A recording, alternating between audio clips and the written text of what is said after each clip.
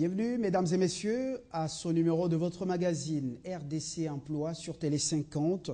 Ce numéro est consacré, comme la fois passée, aux 5 chantiers de la République, 5 chantiers qui étaient le programme et qui demeurent le programme quinquennal du chef de l'État Joseph Kabila pour la reconstruction du pays, sa modernisation.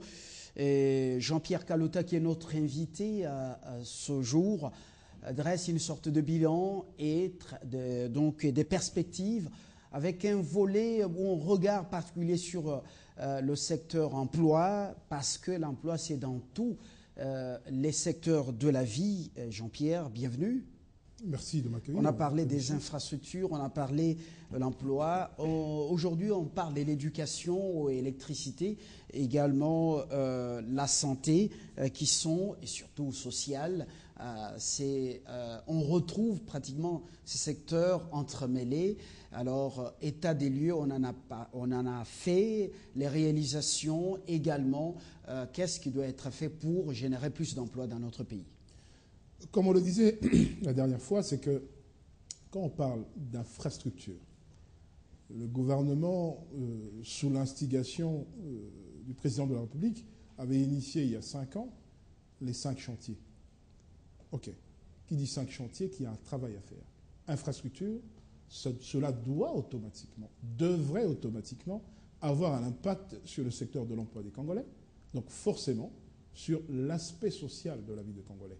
Mais comme on le soulignait la dernière fois, c'est qu'une particularité au Congo, et c'était déjà l'état de lieu fait par le gouvernement Muzito à l'époque, et même bien avant lui, celui de Gizenga, qui était qu'il y avait à peine 4%, je dis bien 4%, de la population active congolaise qui était dans un secteur, je dirais, d'emploi formel, c'est-à-dire un emploi... Et le reste est informel. Le reste est informel. C'est au moins la particularité du Congo. Et cela doit être corrigé et peut être corrigé. Et je soulignais la dernière fois en disant que les infrastructures, la reconstruction et la construction de ces infrastructures étaient l'occasion non seulement de générer de l'emploi au Congo, mais en même temps, par rapport à ces infrastructures réalisées par les entreprises étrangères, que cela soit une occasion de transfert de compétences. Parce qu'on ne doit pas signer des contrats avec les entreprises étrangères, aussi bonnes qu'elles soient, sans privilégier l'intérêt des Congolais dans le fait d'acquérir les nouvelles techniques pour faire en sorte que l'ouvrier congolais, le technicien congolais puisse acquérir les techniques nouvelles en matière de construction et consorts. Mais on disait que ces emplois, en l'occurrence, par exemple, sur tout ce qui était reconstruction des routes, les Congolais qui travaillaient sur ces chantiers, les Congolais qui travaillaient dans ces secteurs, en tout cas qui étaient embauchés par ces entreprises étrangères, je peux prendre en l'occurrence des Chinois, quel type de contrat de travail ils avaient, ces Congolais. Parce que si nous voulons demain faire en sorte que le volet social des 5 chantiers soit une réussite, nous devons veiller absolument à ce que ces contrats répondent aux normes et exigences de la législation en la matière dans notre pays. Non seulement chez les Chinois, mais également chez les Indo-Pakistanais, Libanais et consorts, même les Ouest-Africains. Sur l'ensemble des acteurs, non seulement qui contribuent à la reconstruction de notre pays au travers de contrats signés par le gouvernement et consorts, mais quel que soit le type d'acteurs intervenant dans ce secteur, nous devons veiller à ce que l'impact réel sur l'emploi des Congolais soit conséquent. Et en même temps, qui dit emploi dit social, parle de la réforme de l'INSS, parle de la réforme de l'ONEM et consorts. Il faut que l'INSS, au travers de l'inspection du travail, je crois qu'il y a bien sûr une inspection du travail ici au Congo, veille à ce que ces emplois, aussi précaires peuvent-ils être. Ça peut être des contrats à durée déterminée, 3 mois, 6 mois, 1 an, mais cela n'empêche que ces contrats, et c'est là où nous devons veiller, répondent aux normes. Comment ?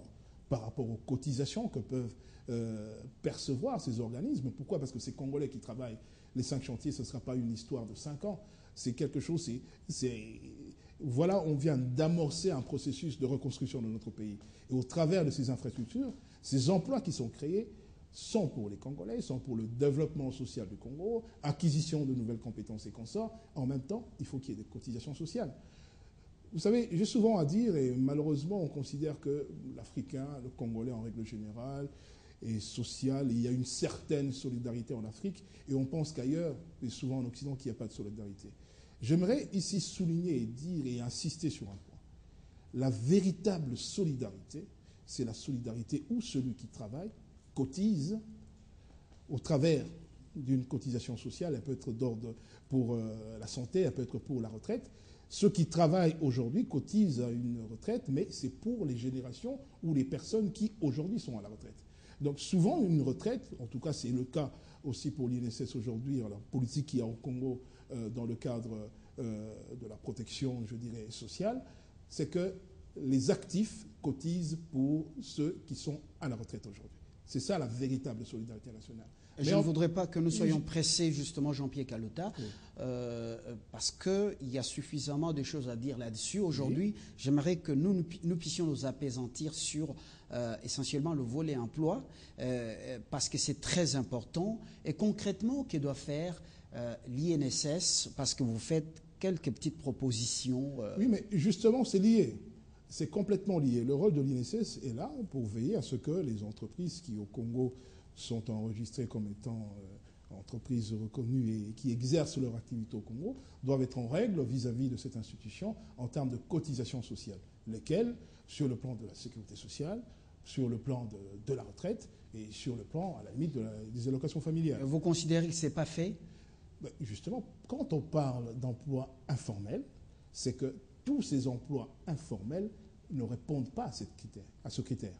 Donc au Congo, j'ai dit tout à l'heure qu'il y avait à peine 4% d'emplois formels sur une population d'au moins 25 millions d'actifs, c'est qu'il y a un réel problème. Et que doivent faire nos institutions par rapport à ça?